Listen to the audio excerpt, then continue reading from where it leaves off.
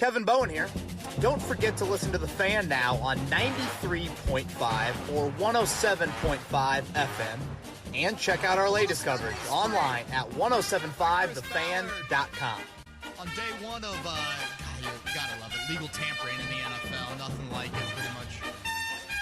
Really, the vast majority of big names already nabbed here. As I record, Kevin Bowen back on their edition of Kevin's Corner. Joey Molino, first day of the streets. Hot. Great Colin Cowherd video about Tom Brady. Great blog, great video post announcing his job, his future at Barstool Sports. Again, you can now we will get to a new producer at some point here at Kevin's Corner, but we got a quarantine, and I'm not here to risk anybody's lives coming in the studio, so it'll just be me on this edition of Kevin's Corner. We will touch on a few Twitter questions that I was sent. Obviously, the news of the day, the DeForest Buckner trade and everything around that. A little bit of Anthony Castonzo talk, Margus talk. Preview to this at the ANC. Boy, Chris Ballard, you know, it's a surprise in the sense of like, wait, he gave up that much and he spent that amount of money? We're just not used to him doing that on any level. And we'll break down this trade from every angle. The Colts giving up the 13th overall pick for DeForest Buckner, giving him a 5-year extension. I've seen kind of hovering right around $20 million, right around there. Whatever the amount is, he's pretty much the second highest paid defensive tackle in the league, and without a doubt the highest paid Colt player. So as we look at this trade and the impact for the Colts, let's start first with Buckner himself. Then we'll kind of get into price tag, fit, those sorts of things. And I know I've said on this podcast before, when mapping out the 2020 offseason for the Colts, you guys know full well what I think about quarterback. And I've also always tried to stress this defense needs some dudes. They need some flat-out dogs. They need guys, especially on the defensive line, that are just going to command attention, be disruptive, and impact every level of your defense. And I think that's what you're getting in a guy like Buckner. He'll turn 26 years old tomorrow. Hell, here in a few hours. We're recording this about 9 p.m. on Monday night. So when the fact that you're getting the production level that he's had, 28.5 sacks, 74 quarterback hits, you know, I can go on and on with some of these numbers. Those are all kind of top 5 numbers since he's entered the league at the defensive tackle position. You then go to your durability factor as well. 63 starts. He's missed 1 start in 4 years. The amount of snaps he's played, I want to say it's the second most of any defensive lineman in the league over that time. It is rare to check the amount of boxes that he checks.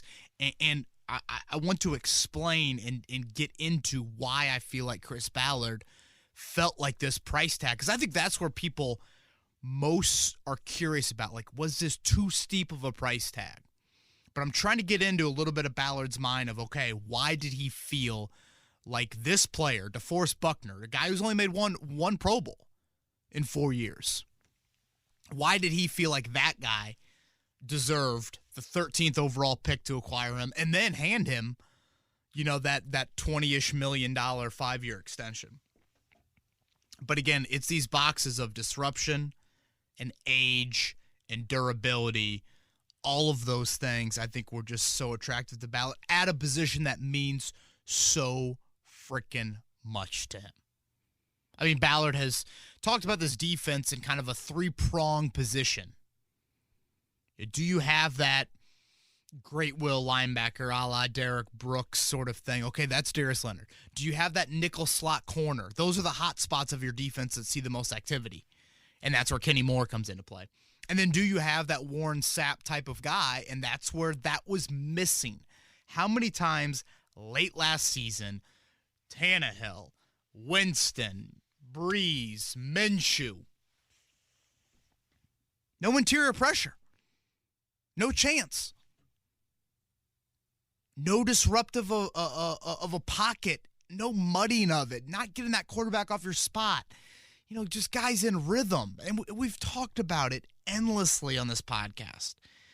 These quarterbacks get in sync, get into the 7, 5, 7-step drop, even if it's quicker rhythm stuff, like 3-step, boom, spot. Okay, I'm going to eat up that zone. You've got to have bodies that are more disruptive in the interior of your defensive line. Margus Hunt takes a big step back, boom, he's obviously cut. Danico Autry, he regresses in his disruption. Tyquan Lewis doesn't take that jump. Now that 3 technique, which was already a big need, even before last season, Ballard said that, it's now even a bigger need. And I think what you look at with Buckner, and specifically the 2019 film of the Colts, his frame 6'7", 300. Very unique frame, but certainly not like, wide body. I need 2 or 3 people to block me on every play. But he's inevitably going to command attention from opposing offensive lines, opposing offensive game plans, those sorts of things. Okay, does that mean multiple blockers now for a guy like Buckner? And now all of a sudden that doesn't give you maybe a free blocker to go get Darius Leonard at the second level, because that's so big. Can you have Leonard run free? I didn't feel like he was running free enough. And if it's not Leonard, maybe it's Bobby Okereke. Maybe it's Anthony Walker. Those linebackers need to run free a little bit more. If you go back and watch that Super Bowl, he was outstanding. He was outstanding in that Super Bowl game. The Week 15 game against Seattle, I believe it was Week 15. Maybe it wasn't that late, but he just helps every level of your defense. Certainly upgrades your defensive line. Then you look at linebackers. I mentioned them running free. And now, okay, a quarterback is pumping a little bit. Now he's getting a little herky-jerky of here, like, okay, all of a sudden, Buckner has reset that pocket, and now your ends are getting home, or the back end of your defense is now in a better position to make plays. So I think that's where every level of your defense just benefits from this trade. His fit specifically with the Colts, you plug him into that 3 technique, and I think now you have options. If you want to go a little bit bigger on rundowns, you put Grover Stewart in at that defensive tackle spot, that more the nose tackle look. If you want to go a little bit more of a pass scene or a little bit lighter, if you will, boom, there's all of a sudden Danico Autry, who can come on the field. And then on the ends, Justin Houston one end, healthy Kamoko Turri on the other. Again, you can play around with Turri. Turri's more the third down guy. Maybe it's Al-Qadim Muhammad. Maybe it's Tyquan Lewis in that role. Maybe Autry kicks out the end on the rundowns. You get really big up front. I mean, you imagine an Autry, Houston end, which we saw Autry play a little bit of end early on in his time here, and then you put Stewart and Buckner in the middle. That's a pretty good 4. And I just think one guy up front can help your defensive line so much. If you let some of these guys get single blocked, it can be totally different for how this unit looks. So I think when you're looking at Buckner, the player, has he reached All-Pro? No. I mean, I think he was second-team All-Pro this past year. But there are reasons, and character should be thrown in there as well, which we know means a lot to Ballard.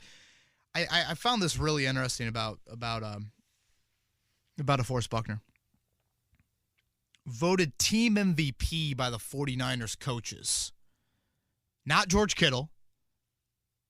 Not Nick Bosa. No. It was DeForest Buckner winning team MVP. And he was, with the 2-14 all the way to the Super Bowl, seeing that, witnessing it, knowing firsthand what it takes to go from that to that.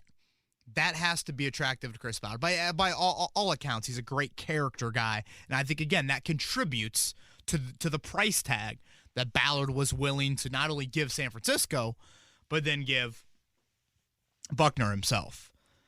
So I think from a player standpoint, this is the sort of guy that you kind of dream of acquiring in free agency. Now, it wasn't just outright giving him the sort of scholar or the sort of almost said scholarship, the sort of price tag that you gave him. No. This is a little bit more than that.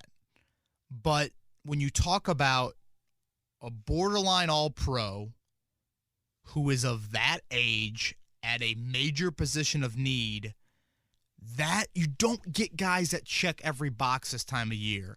And it goes back to what I was talking about. And we'll get into the whole quarterback debate. And, okay, number 13 overall is now gone, and that eliminates quarterback. Trust me, I get that, and I hear you out, and it's a question that I have. But if we're talking about Buckner, the player, there are multiple reasons why this move makes so much sense. And why, no matter what happens the rest of the offseason, the Colts have improved defensively. Now, when we talk about price tag, I mean, it's steep. There is no two ways around it. It is a steep price tag. Jim Aiello pointed this out on Twitter a little bit earlier today, and it got my mind thinking back to the trade deadline when there was some debate about, okay, Colts, are they buyers, are they sellers, blah, blah, blah. And I remember back then that I looked up the past trades for Chris Ballard. I think at that point he had made 15 trades as a general manager. 11 of them were just like pick for pick, draft day trade sort of thing.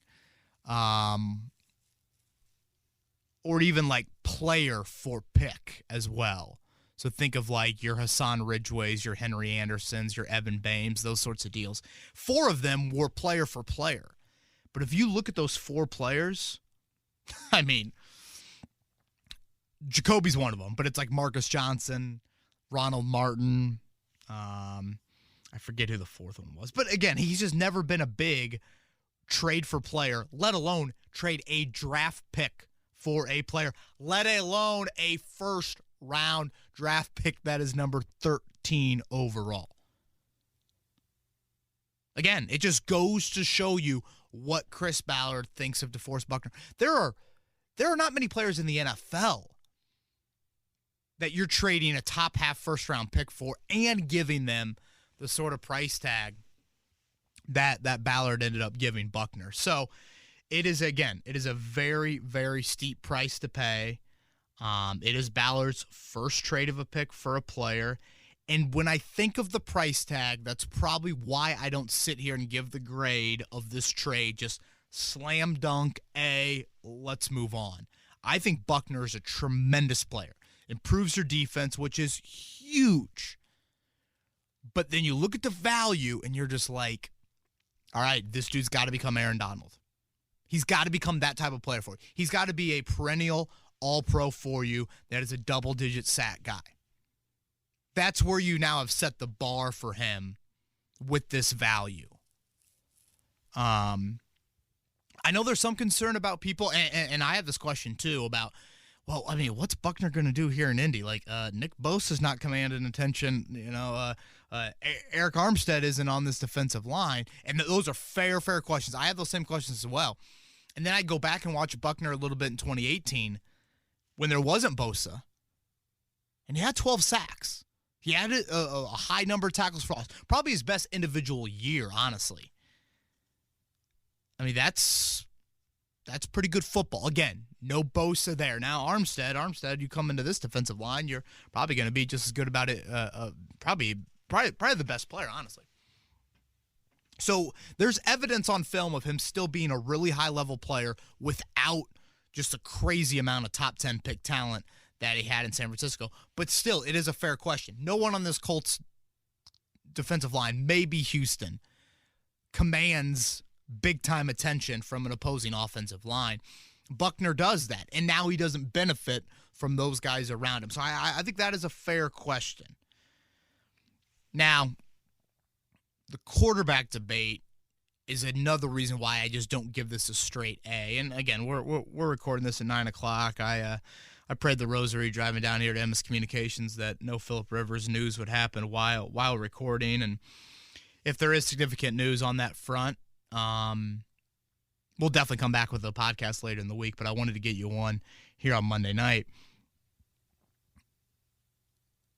Does this sort of situation put you into more of the quarterback purgatory? of like, okay, now you're not drafting a quarterback in the top half of the first round. Maybe you do trade back into the back half of the first round. I mean, you still got 34 and 44, which is a reason why this trade was even possible. Again, it's because of the great draft capital that Chris Ballard has accumulated over the years. But do we still have the question about quarterback? Do we still have it in 2 months? Do we still have it in a year? Do we still have it in 2 years? That will probably be how we look at this trade. You know, it's kind of like last year's trade of Montez Sweat. You know, that could have been the pick at 26. Colts decided to move back to 34. You know, how Montez Sweat looks in a decade, okay? You know, that'll probably be how you view that trade largely. You know, same thing here. What do the quarterbacks look like in the first half of the first round? And I think this trade indicates that the Colts either didn't feel like one of those guys was going to be there at 13, or they just didn't love that guy that much. And I'm sorry for like all the puns that were in that comment, but you know, I think if they really, really liked one of those quarterbacks, they're sitting there at 13 and in position to make a move. Now it's really difficult. Sure, I guess you could trade up future first and do something crazy like that, but you know, are you just in the quarterback purgatory now? Are you drafting, 18 to 28 or something like that, and you don't have this draft capital, and now your highest paid player is a defensive tackle?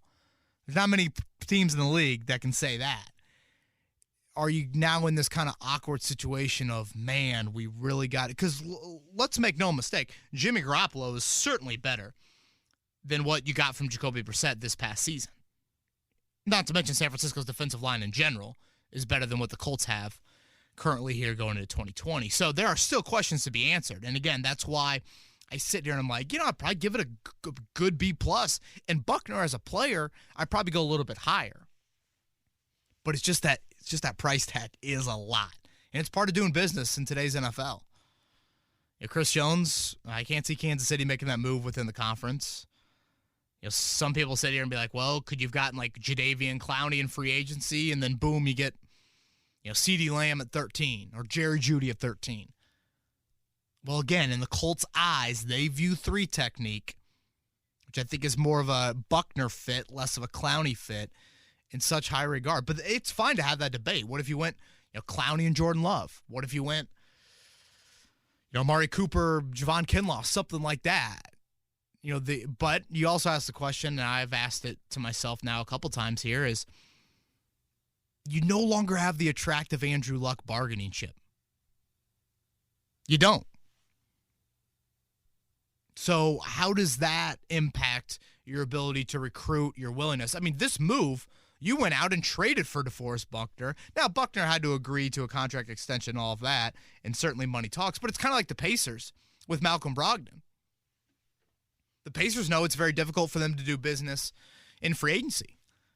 So for them to get, what they consider, upper echelon player in the league, they've got to go make a trade, and they had to give up a first-round pick just to even think about signing the guy. That's kind of what the Colts had to do here. So those are reasons to have concern, but I keep on coming back to a few things I've preached a lot this offseason. You need more elite talent. You need more top 5 guys.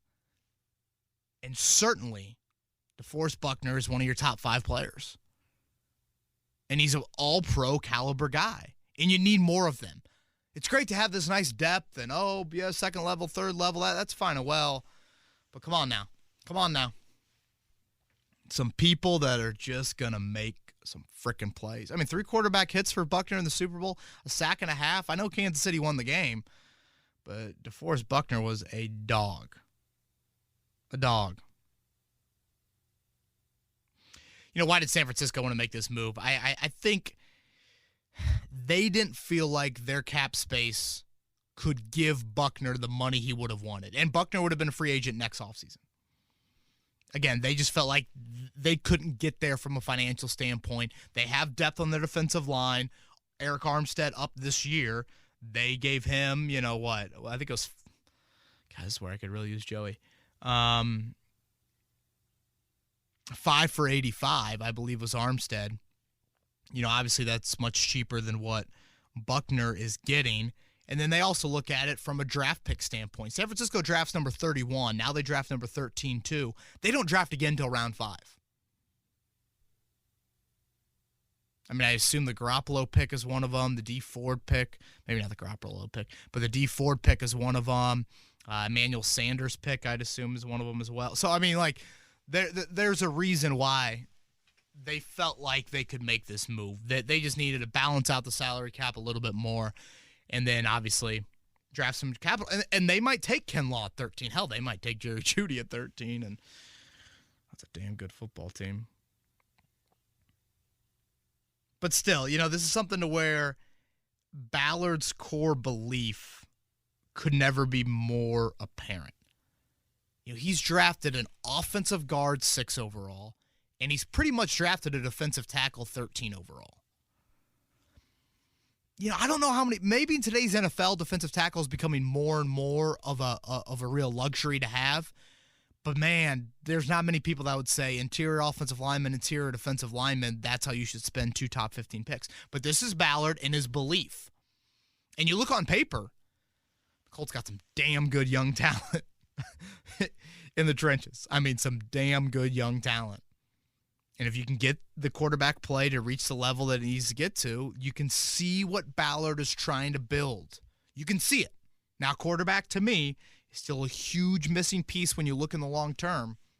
But, something that I've always said is I trust the Colts offensive coaching staff, mainly Frank Reich, more than I trust the defensive staff. I just think with this scheme, you need players.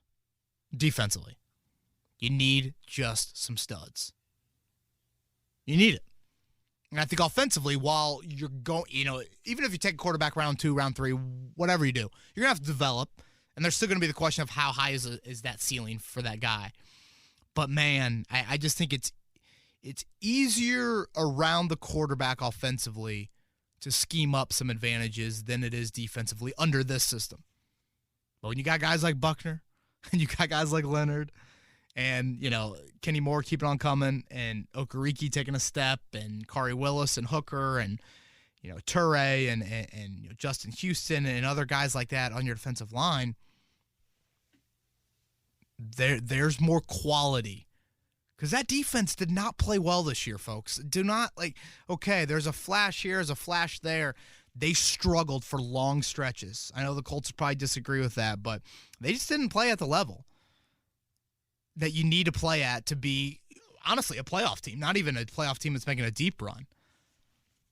But Buckner is a guy that impacts you on every single level. Every single level. I got a couple articles up on 1075thefan.com. Dives a little bit deeper into DeForest Buckner, so check those out if you haven't. Already moving on to Anthony Castonzo. I'll just touch briefly on this just because, you guys have heard my thoughts on AC. You can't overstate how big of a deal this is that he's back. 2-year deal. 2-year deal is notable. $33 million, highest paid left tackle in the league. Does a 2-year deal lock him set in stone to play through 2021? No, but if you look at the guarantees, it's not that front-loaded.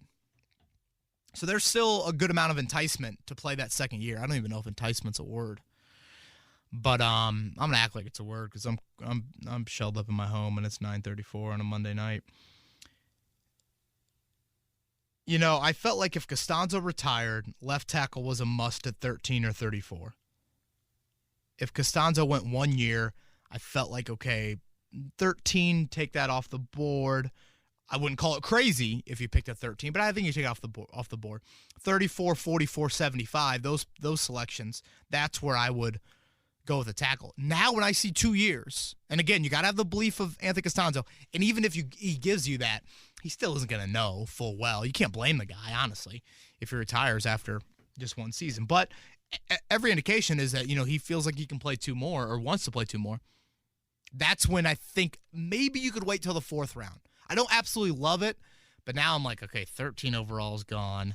What do? Do you go wideout at 34, quarterback 44, left tackle at 75.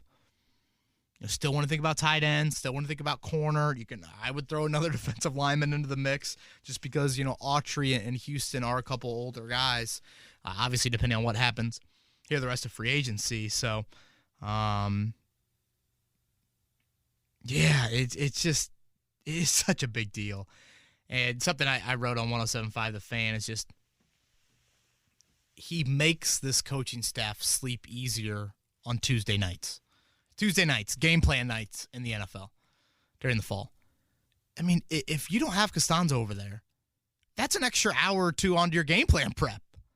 All right, what are we going to do on third down? Do we need to keep Jack Doyle in? Okay, Nyheim Hines can't be exiting out of the backfield that quickly, folks. Instead of going three wides, maybe we just need to go, a couple tight ends, things like that. I mean, those are all very fair questions, and the reality of so many teams in the league that don't have a left tackle they can put on an island and say, all right, folks, we know what our pass protection is on the blind side this week. It's a play caller's dream. And, Frank Reich thought this was the best season of Anthony Castonzo's career, which comes at a huge time because Khalil Mack, TJ Watt, Myles Garrett, waiting on the schedule next year. I wanted to throw in a couple of quotes here that if you missed my story up on 107.5 The Fan, Quentin Nelson and Ryan Kelly. These are quotes on Anthony Castonzo before the retirement, but still I thought before the re-signing, but I thought were just told a great story on what Castonzo means to those two guys. Nelson says this: my rookie year, there was a big difference. The first 5 games playing without him to when he came back. He'll do anything to make my job easier, and I just appreciate him, his work ethic, the way he comes in every day and sets a great example for a lot of the young guys on this team. And we have a young team, so he sets a great example for all these guys. I mean, Quentin Nelson gets it, folks. He gets what Chris Ballard wants to do. And he knows full well that Anthony Castonzo checks that box. And then Ryan Kelly said this: he's really played at a high level and has been an incredible mentor to everybody in the room, an incredible leader. A guy that I've watched with the way he's prepared his body, takes care of it, and really goes about things as a professional. He's just an incredible peer to have. Again, Castonzo checks so many boxes for what this team is all about. And the fact that now, I've always been about this with free agency in this time of year. And yes, trading 13 can be a little scary. And it is a bit scary. But you're going to make these significant moves in the offseason. You better sure as hell cross off some important needs. Well, Castonzo coming back helps you out. And now you've crossed off 3 technique. Now you enter the draft, and long-term quarterback is still there, and that is a huge need. And then you think about wideout, but there's not a whole lot outside of that. Now, again, those are big needs. But if you're going to sacrifice resources, make sure that you're addressing them at some pivotal spots. And, you're paying Castonzo and paying Buckner big-time money. The Margus Hunt release, not shocking at all to me, folks. I mean, the writing was on the wall early parts of last season. You save about $4 million. And the Colts are now going to they now need to monitor the cap a little bit closer. I mean, they still, I think, have right now this recording 45, 46 million. That's a good amount. You could go get Rivers. You could go make a couple other moves. But you still need to see, just make sure the books are a little bit tidier than maybe you could have acted without the Buckner news. But again, Margus Hunt was benched, early in the year. Grover Stewart took a spot. I couldn't believe until I took a closer look at it, the drop in production Hunt had from 2018 to 2019. Because, and credit to Hunt, he was very candid in his Instagram post today about, how lack of just lack of production that he had this year. He had 0 sacks, 0 tackles for loss, and 0 quarterback hits. This comes 1 year after he had 5 sacks, 13 tackles for loss, and 6 quarterback hits. Because remember, the Colts gave him a 2-year extension last March, and I was all for it. I've mentioned Hunt. He's a little bit younger than his age. He'll turn 33 this year, but he's a little bit younger than what that age indicates, just purely from a number. And he produced for this team, started 15 games, but he regressed majorly. And honestly, is a reason why his playing time dipped big time, and is a reason why that this need was so important here in the offseason. All right, let's get into Twitter time. Again, as we record this right now, Monday night, I've got an article up on our site that looks at the remaining free agents the Colts have of their own. You know, guys like Devin Funchess, Jabal Sheard, Clayton Geathers, Joe Haig, Josh Andrews, et cetera, Adam Vinatieri.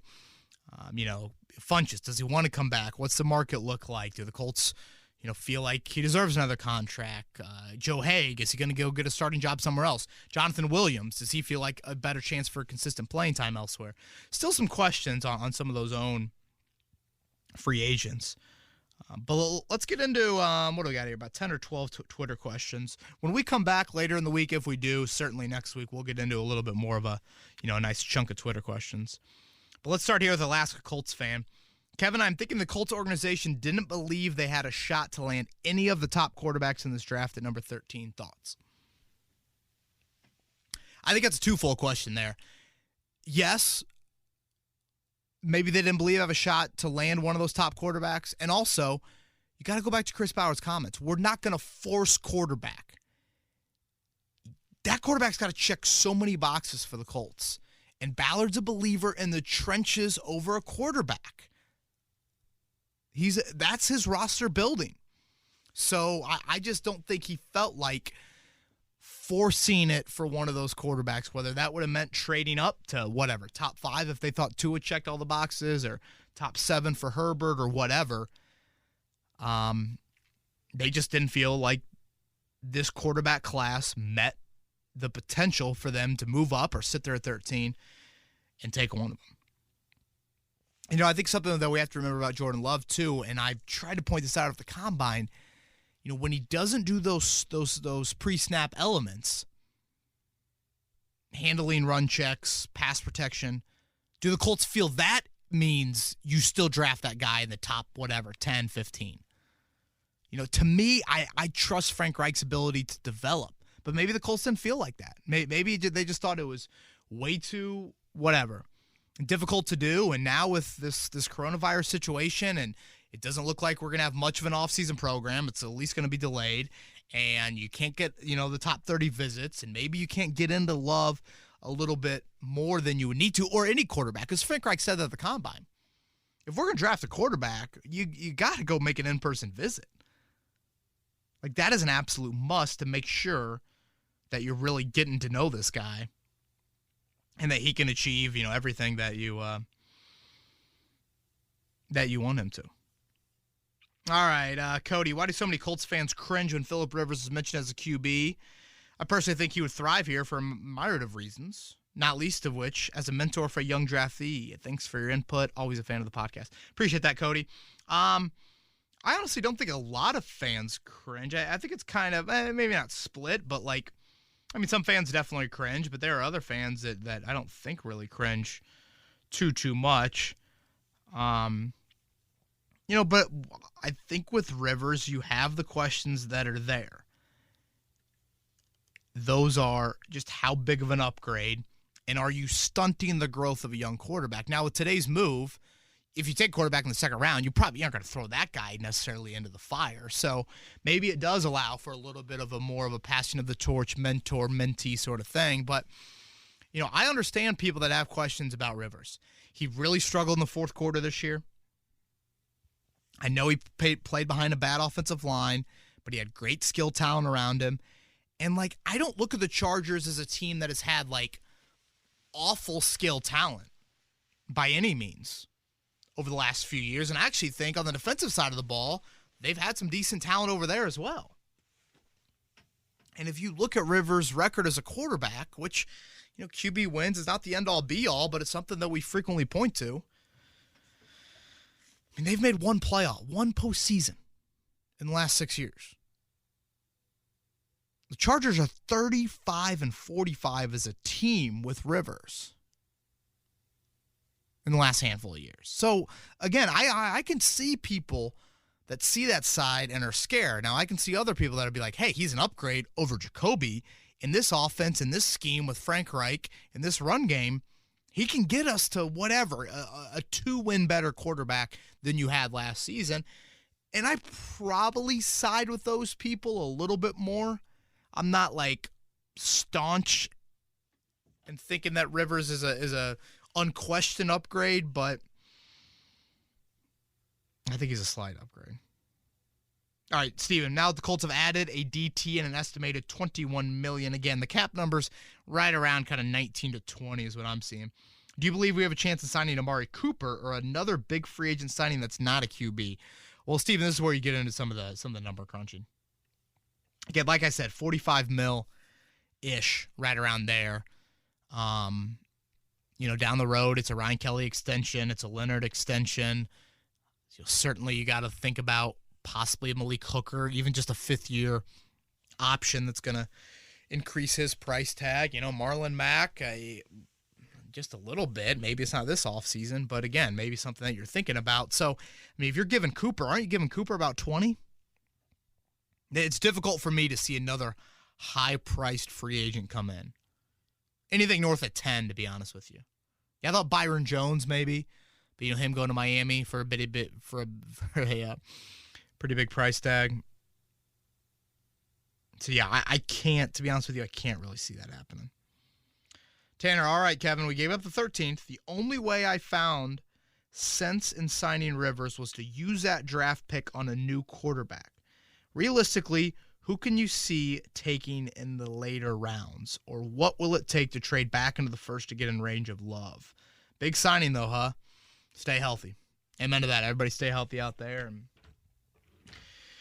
hopefully, can provide you a little bit of break during this chaotic time for our country and really for our world. Tanner, what will it take to get back into the first round? Not a whole lot to get back into the first round. Now, to get up for Love, that's a different story. Unless you send a future pick, it's going to take quite a lot to get to 20 or 18 or wherever you feel like is the need to get up there to get Love. But it'll be a fun draft night, Thursday night, April 23rd. I'm so glad they aren't postponing the draft. It'll be fun just to see, why or how far, I guess, they're willing to move up and if that quarterback starts to fall. But all of a sudden we start to see Chris Ballard and Margus as major resources. I can't imagine all that, but realistically, who can you see quarterback-wise in those later rounds? This is where we get into the Fromm and the Eason and the Jalen Hurts and, maybe the Anthony Gordons or James Morgan or some of these other guys, but we're going to, including myself, I'm going to have to start taking a closer look at. Tom probably answered this a million times, but if DeForest is worthy of all this, why wasn't he chosen instead of Eric Armstead? Also, doesn't his stat line benefit from who else was on that list? Don't hate it, just suspicious of it. Who else did Tom have on that list? Let me see if I can find it. I think Tom mentioned like Khalil Mack and some of those. Oh, Donald. I think Donald was in there. Mack and Donald, I think, were some of the bigger priced free agents out there. So that is a very fair question. That's why I go back to what I said earlier on Buckner. He's got to get to a consistent all-pro level. And he's got to do it on a defensive line that has nowhere near the amount of high-level talent that he had in San Francisco. But, theoretically, he's 25, going to be just turned 26, going into his prime. Like, can he be that menacing 3 technique that you need in this defense and that you certainly need for the price tag that you're going to give him? Why wasn't he chosen instead of Armstead? Armstead up this year. Clearly his agent, DeForest Buckner's agent, wanted this sort of price tag, and I just don't think they wanted to get into a bidding war. And maybe for their defense, they like the depth of their interior guys a little bit better. Maybe they look at the draft and they think, hey, if we move up to 13, we can get Javon Kinlaw, and boom, there's our plug-and-play guy right there. So maybe it was kind of fits a little bit more. Armstead is kind of a unique, versatile inside-outside guy. Maybe a little bit more difficult to find than just kind of a natural 3 technique. So again, those are fair questions, Tom, and it's those questions why Buckner, again, as a player, I'm giving him a A- type of talent for sure. But when you talk the value, that's where I just maybe a triple off the wall or something like that. If you're making me go baseball, but a lot will depend on what happens with this quarterback trickle down. Stan, do you think this move speaks to how Ballard views Buckner or how he views this quarterback draft class? Well, I think a little bit of both. Now, having said that, I just laid out why Buckner means so much to Ballard. There are multiple reasons that I've laid out on why he means that much. But you also got to look at it from they probably didn't fall in love as much with these quarterbacks here in that 13 mix, worthy of that 13 pick, all of those things. Andrew asked about your thoughts on, trading away a first-round pick. I don't love it, but when you have 34 and 44, it gives you a little bit of ammo. And I think what you have to look at is you're sitting there at 13 hoping you're getting an all-pro. That's the hope. Malik Hooker, you took 15 overall. Hasn't even come close to being an all-pro. That's just 2 picks later. Now you're getting a guy in Buckner that, yes, he's older, 3 or 4 years older than a normal first-round pick, but he's already an all-pro type of talent. So, for a lot of people, that checks the box. Now, some people might say, oh my gosh, if you could do that every year in the first round, you should do it. Some people might say, no, that's not the route you take. You want guys on rookie contracts. It's better for your cap situation, blah, blah, blah. But I think it's clear that this move to me indicates I'd be shocked, really, from a cap situation if they were able to make a move for Derek Carr, Matthew Stafford, or something like that. Because that's clogging up your cap for 3 or 4 more years or whatever, and then you're going to have to pay that guy again, and now you're starting to think about extensions for the Nelsons and the Leonards and Braden Smiths of the world and potentially Hooker and those sorts of things. Bill, relative to the other big-name contracts, okay, he kind of asked something similar about Khalil Mack and Aaron Donald. Is the $21 million a fair price? I kind of answered that already. Chris, with the deal they gave Buckner, could they not have found a more comparable player in free agency and also kept the pick? Love the pod. Happy for Joey. Certainly. Without a doubt right there, Chris. Again, comparable player, not in Chris Ballard's eyes. Chris Jones gets tagged. Kansas City, I would be shocked if they were willing to trade him to a somewhat of a contending team in the AFC. So I think when you talk about the 3 technique and everything Buckner checks, Clowney, no, Yannick Ngakoue, more of an edge player. In Ballard's eyes, I just don't think he thought it was worth it. Could he have found another Danico Autry? Yeah. But it is kind of interesting to me that, and trust me, I think this move is better than just, I think it's a good move. But it is interesting. Ballard finally spends in a lot of people's eyes, and we have people questioning it, which, that's part of it, and the price tag is what it is. But like I mentioned before, you had to upgrade the upper echelon premier guys on your football team. That was a must this offseason, especially at that position of need.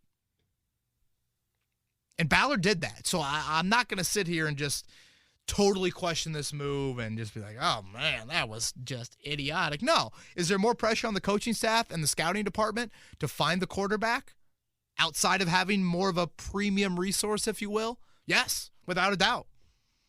But that's the bed that, the Colts have decided to lay themselves in. All right, Wake Spike. Hey, Joey and KB. Boy, that's some salt in the wounds there. Wake Spike, sorry, man, but Joey's gone. With C19 canceling every big gathering, do you think we will have the first ever crowdless draft and season of football? Or is it more likely they just scrap the season? Oh, man. Secondly, Joey does both impressions and stand-up. Is he trying to become the next Frank Caliendo? Keep up the great potting, Todd. I I think Joey's an incredible talent. He's not just an impressionist. I have said that many times. He's much, much more than that. So I can't wait to see what him and Barstool have in store for his future, man. SNL. That's the long-term hope that I hope we all see Joey on one day. Okay, canceling the season. Canceling the draft? Yeah, or canceling the crowd draft, yes. But look, we don't need the crowd. I'm sorry, people. We don't need the crowd for the draft. Just old school it. Old school it. You know, tell us who's picking. Goodell can stand on his desk for all I care and announce every pick. Whatever. The draft doesn't need to be some mega thing. We can still operate it per usual. I cannot see a crowdless season of football. It would be really interesting. And the NFL, at this point, wouldn't have a choice. It would have been really interesting to see if the NFL, had it been in season, how quickly they would have reacted to all this. Really interesting. Now we see the delay in off-season workouts. Colts are supposed to start kind of mid-April. I don't think it's the end of the world for the Colts because, they've got their same systems. Offense coordinator, defensive coordinator, special teams coordinator, head coach. Colts are probably one of the more stable franchises, honestly, in the league with that over the last 3 years. So, all good there. All right, Matt asks a long one about Jordan Love at 13. That's not going to happen.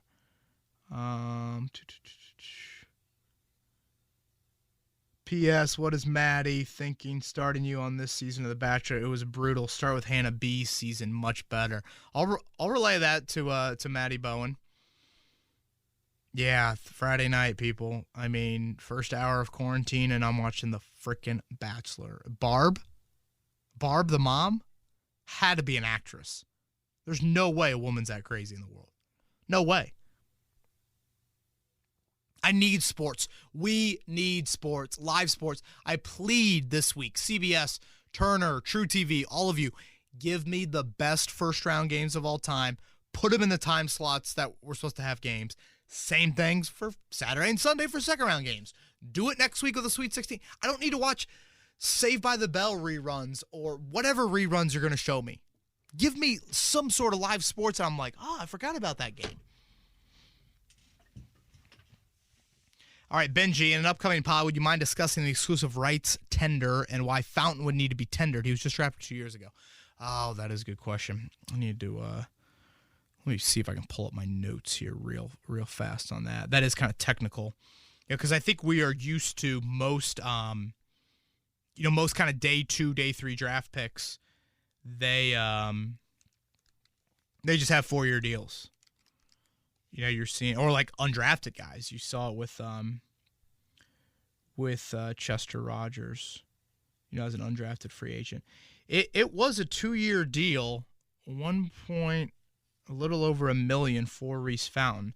Now, exclusive rights free agent pretty much means that he's going to come back on a let me look this up. I guess it was originally a 4-year deal. And exclusive rights means there's a guaranteed contract with, if the Colts put that tender on you, you either come back to the Colts or you can't sign anywhere else. That's the impression that I have there. But again, it's a guaranteed deal for the Colts. I don't think he becomes an unrestricted until 2022. I think he becomes a restricted maybe next off season, if I have that right. Again, I need to, my bad, Benji. I need to double check that. Because it can get weird when you get in the later round picks. Fountain was a 5th rounder, but nonetheless, Reese Fountain should be back next season.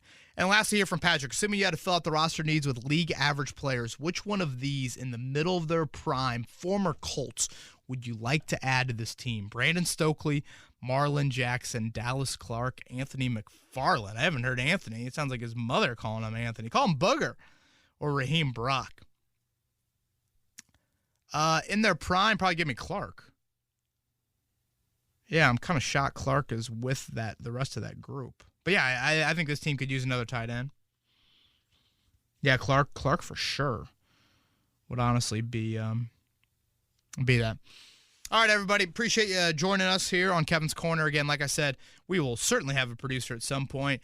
I just don't really feel like there's a need to expose people to the office right now. So I'm riding a little solo mission. We'll see if it's necessary for me to come back later in the week with any other breaking news, but hopefully this will stay a bit non-time sensitive for you. And I wanted to get it out Monday night, so hopefully you guys will listen to this on Tuesday and kind of get you through all the chaos that we're going through. Just quickly on the draft picks, I mentioned something on the website about it. I know there's no first-round pick, but if you missed it, I kind of go into a little bit more detail on the Evan Boehm trade, the Nate Hairston trade, why the Colts got some value for Boehm, why they didn't get some value for Nate Hairston. So that touches on that over there. So, again, appreciate everyone listening to this edition of Kevin's Corner. Stay safe, stay sane.